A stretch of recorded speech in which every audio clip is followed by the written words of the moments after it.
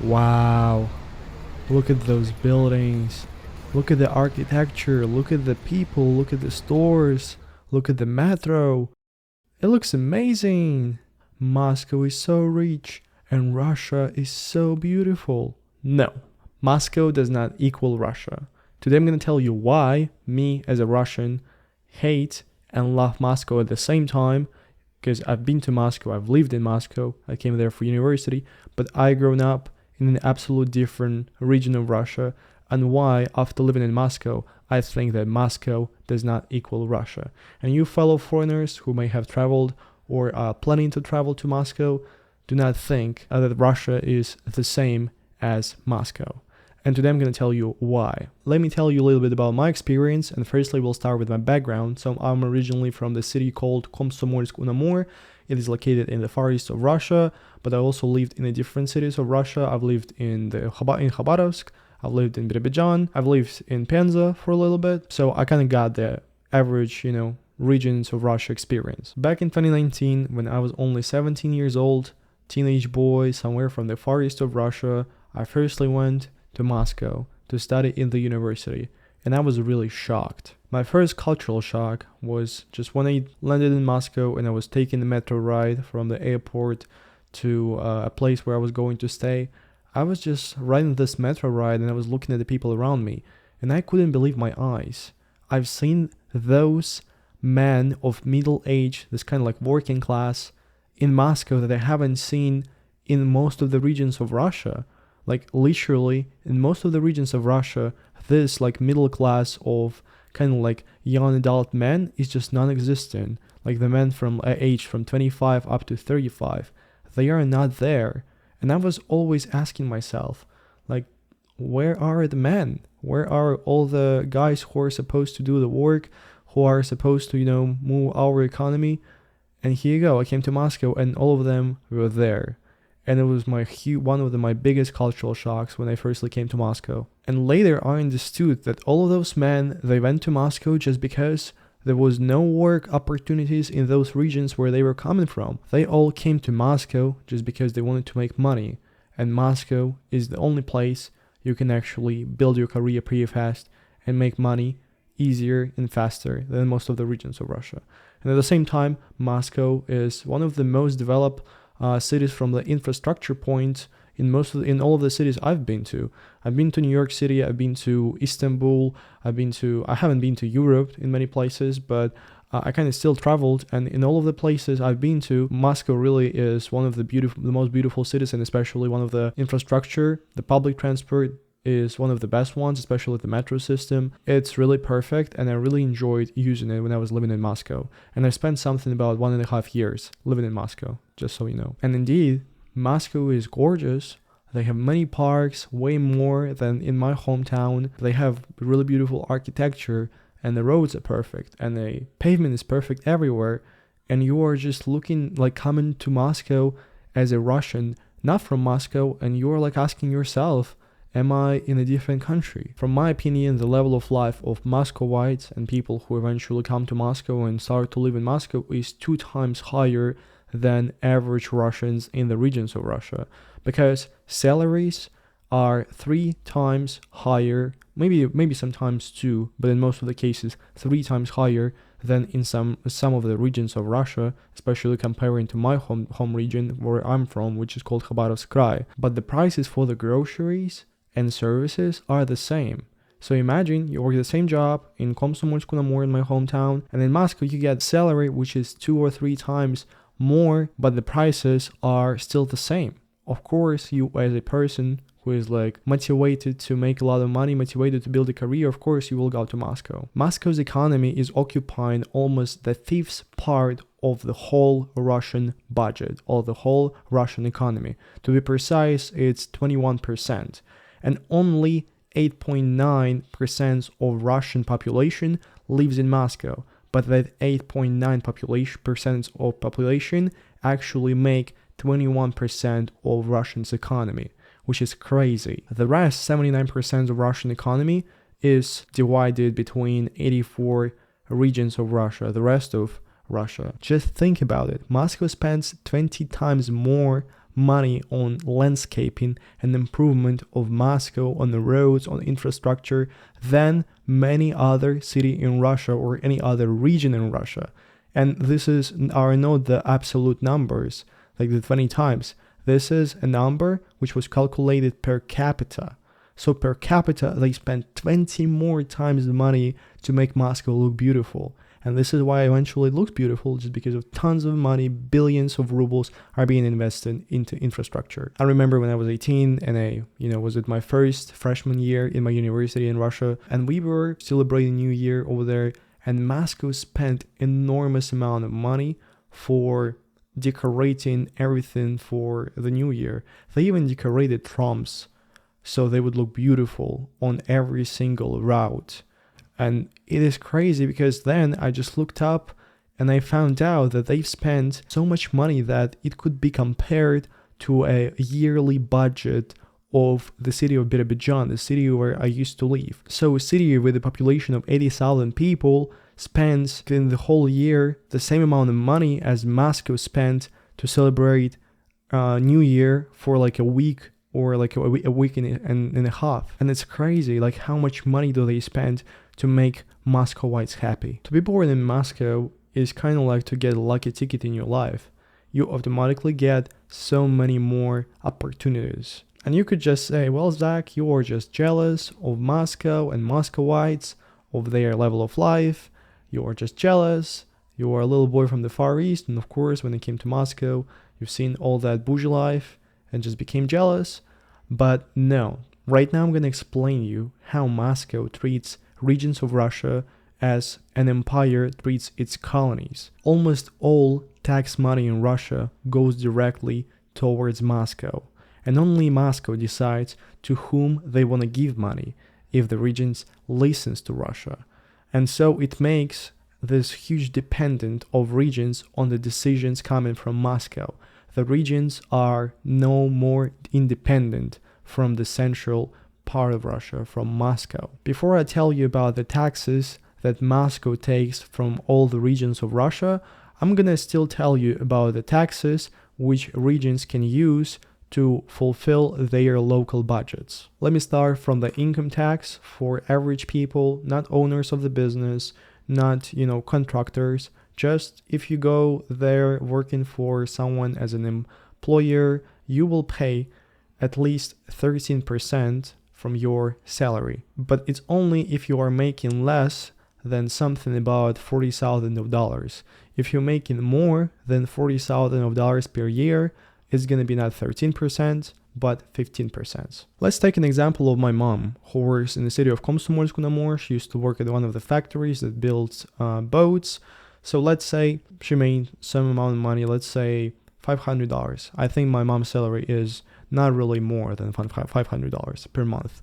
So from those $500, my mom will pay at least 13% of income tax. 15% of that income tax my mom paid are going to go directly to the city she's working in. So basically to the municipality of Komsomolsk-on-Amur. And the rest will go directly to the budget of the region.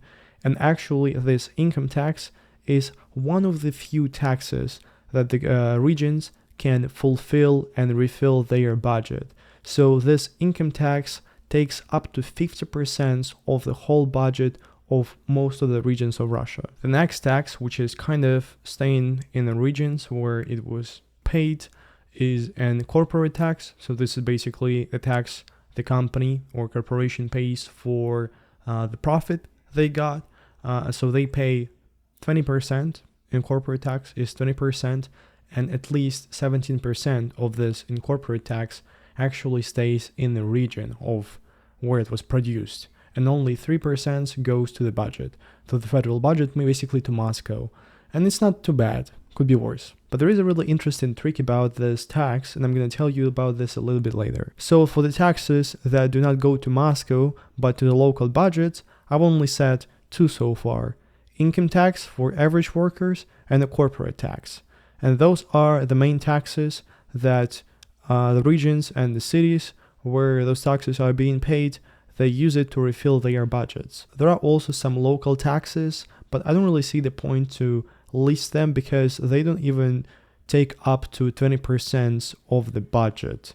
Those are taxes like for the property of the companies, the property of just people, so kind of property tax, car taxes, and all small taxes which do not make up to 20% of the budgets of most of the regions and most of the cities. And now let's see what taxes go to Moscow. What taxes are being paid by all the regions of Russia and being accumulated by the federal center, by Moscow. So firstly, let's go with the sale tax.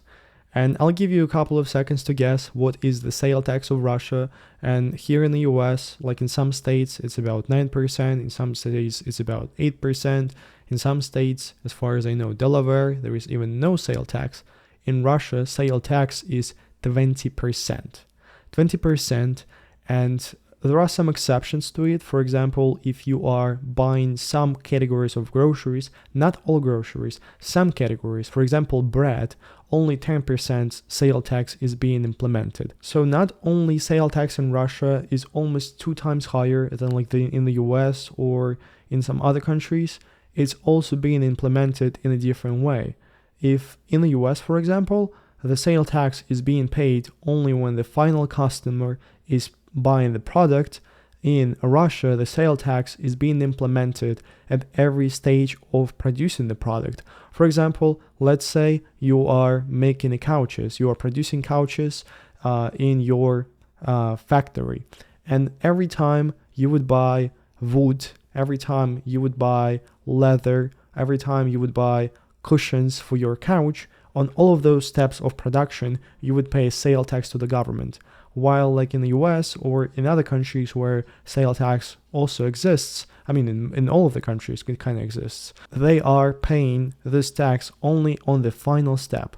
You can correct me if I'm wrong in the comments below, and just in general, I would be really interested. It would be really interesting to hear your opinion. So make sure to like the video or dislike the video if you don't like it, and leave the comment below. So all those sale taxes I told you about, doesn't really matter where they were paid, in Moscow or in Khabarovsk Krai or in Kamchatka or in Chelyabinsk, doesn't really matter. All those money go to Moscow. As most of you know, Russia is the biggest exporter and producer of oil and gas and just natural resources in general, such as diamonds, such as platinum, such as uranium. We got almost all the resources needed. And all of those resources are being, sold, of course, and there is a specific tax, except of the sale tax, there is a specific tax which is called the tax for selling natural resources. In Russian, it's called NDPI. And this tax is all going to Moscow. They do not pay any taxes to the places where they actually are being taken out from. For example, let's say in Sakha-Yakutia, they take diamonds from the ground. I mean, they, look for the diamonds, they got those diamonds, they sell them, and they pay tax for selling the national resources. And all of those taxes go directly to Moscow. 100% of the tax money goes to Moscow. Not a single penny is being left for the local people of Yakutia, who are actually owns those resources. Those people who used to live there for like thousands of years, those people do not get anything from the government because the government wants to take all the money from the national resources they sell. Remember I told you about the corporate tax, one of the local taxes that is supposed to refill the budget, the local budget of the region? Well, the thing is that the companies that operate in the regions that take all those natural resources out of the land of the regions and selling them abroad or somewhere else to China, they are, most of them, not all of them, but most of them are registered in Moscow. So those are Moscow companies, and they are paying their taxes directly to Moscow, to the local budget of Moscow. And this means that the regions where those resources are being taken out of, they get nothing, literally zero. In Russia's S&P 500, so basically top companies of Russia, 500 biggest companies of Russia, among those 500s, about 296 of those are registered in Moscow. And so 70% of the money the 500 companies are making together, 70% of their profit goes to Moscow. in taxes. And let's look it up at the American S&P 500, and we'll see that most of the companies are, kind of spread out around the US. So if we compare like capitals, okay, let's compare Moscow to Washington, D.C., only 11 companies that are included in S&P 500s are located and registered in Washington, D.C. The leader of, the amount of companies being registered is New York City, where there are only 54 companies are being registered. And after New York City, it is California, where they have 53 companies from the S&P 500 being registered in the state. While Moscow itself, with the Russian S&P 500, has 296 companies registered just in one city. And those are the most largest companies of Russia. And all of them pay taxes directly to Moscow, not to local governments, not to local budgets. And this whole system of just, pumping money out of the regions and not letting them to keep the taxes themselves is created and structured by Putin on purpose. So it would be easier for Putin and for his elites to have the hierarchy in the country, hierarchy in the regime. In this system, all the cities are dependent on the budget of the state / regions / krai / oblast, while those oblast, krais, regions, all kinds of like Russian states are dependent from the money coming from Moscow. And they have to ask Moscow every time, please send us this amount of money. And they have to be good guys, good boys, doing what Putin has been saying them to do, so they would get money, and so the local people would not be angry on them for them not to pay, for example, pensions, not to pay, schools, not providing finances for local hospitals. I guess some of you may say that Moscow used to be always rich, it's always been like that for 100 years, but look, even in the year of 2000s, it was different. Even in the year of 2000s, cities were more independent from the regional budget or from the government budget.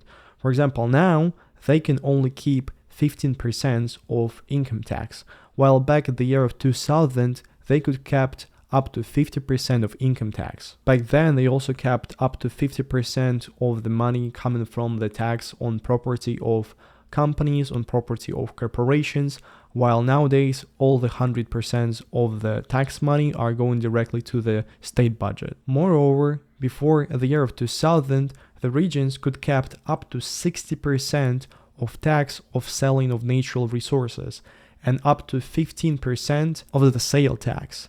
But now all of those money from selling resources, from all the sale taxes, are all going to Moscow.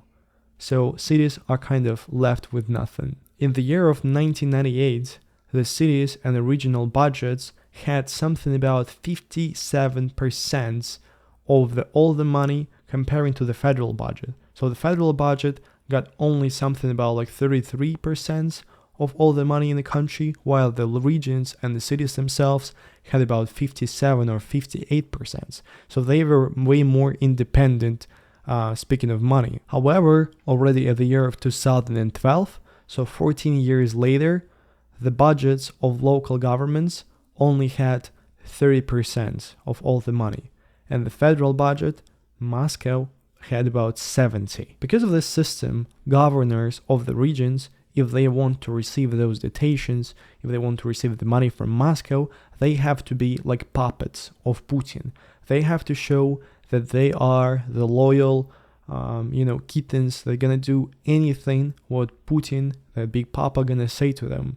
And if they are gonna show somehow some independence or some disagreement in Putin's decision, they will get no money. So people in their cities and their regions are going to be starving.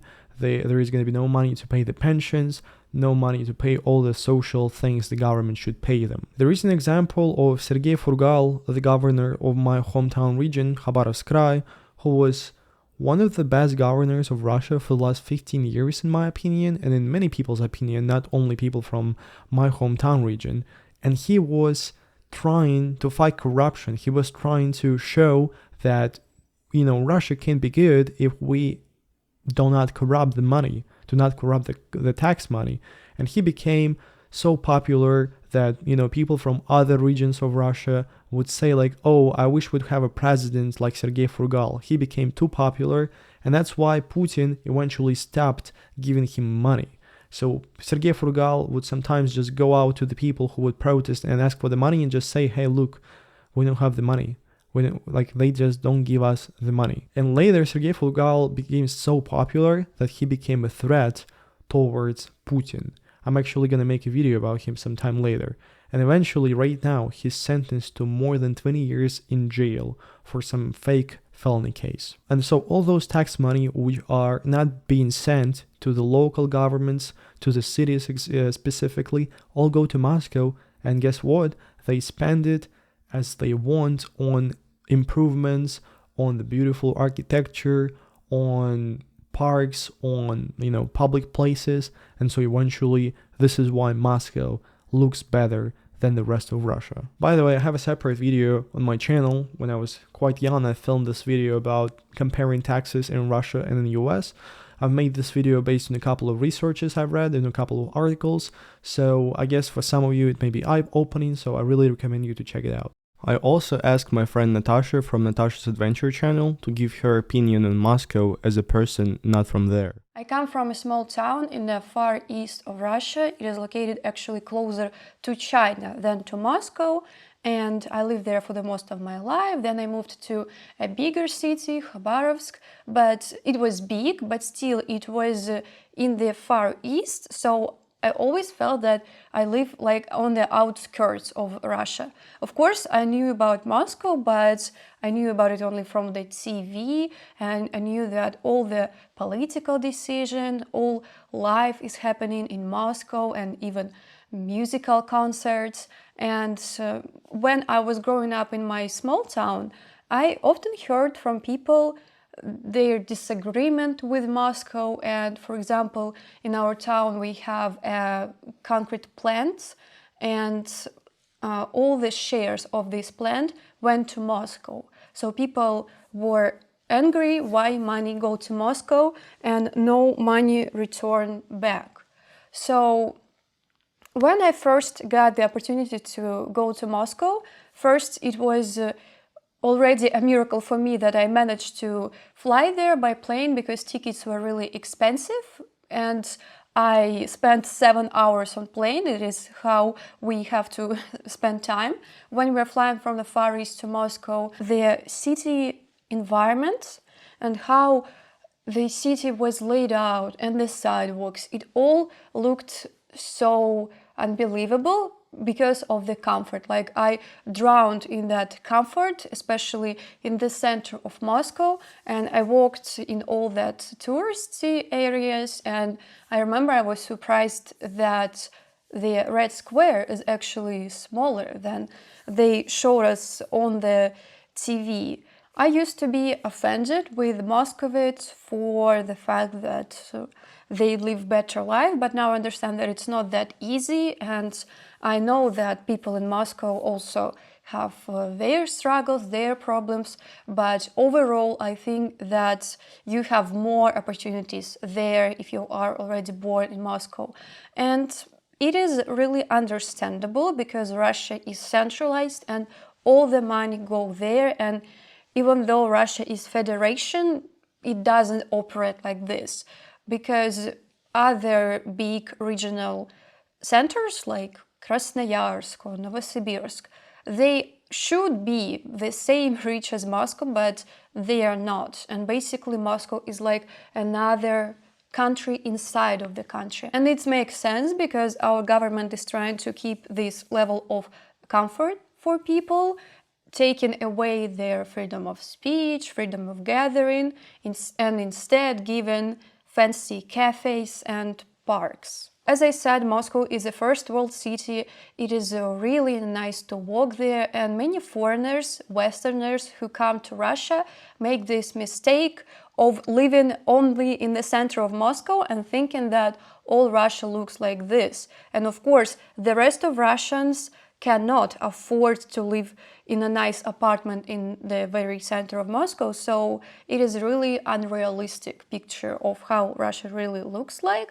But I hope that in the future, when Russia will be free and democratic and will be developing economically, I hope that other big cities in Russia also will develop the way Moscow is developing. So there is something to dream about. Thank you, Natasha, for your opinion. If you guys still do not follow Natasha's channel, the link is going to be in the description below. But I have something else to tell you about. What I really want to mention is that in these differences in taxes, education is also being affected by that. For example, when I was participating myself in different Olympiads, on different competitions, because I was really into law when I was like in 10th and 11th grade. So there is a Russian competition about different subjects in school, and if you are knowledgeable in some subject, like I was in law when I was in 11th grade, you can go from your school level all the way to the federal level, go compete somewhere among all the high schoolers of Russia, and eventually, get a prize and get for free to a university. So I eventually went to one of those Olympiads, and I didn't really make it to the top, but still, while preparing, while learning about it, I found out.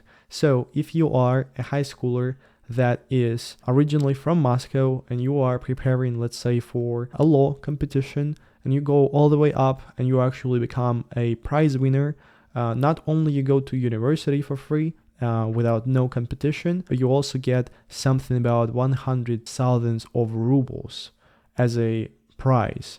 And some of you might think like 100,000 of rubles is not a lot, is something about $1,000. Well, believe me, this is a salary of my mother for 2 months.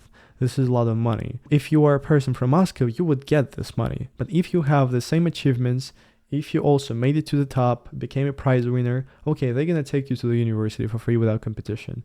But they are not gonna give you the money, because the money are only being given to the citizens of Moscow. And I'm saying citizens because literally Moscow is like a separate country where they're gonna give you money for you as a high schooler becoming successful in Olympiad, and the rest of the regions, they just cannot afford to give some local high schoolers money for their some achievements in law.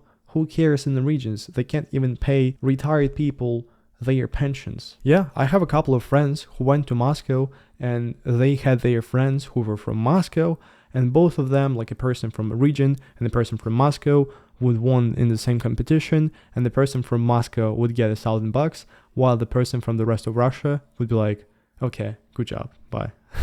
Or another case, for example, I had my friend who was preparing for one of those competitions in biology, and I was trying to help my friend to find a specific English textbook about biology. I think it was some kind of English book, like from the UK, and it was supposed to be one of the best biology books for high schoolers.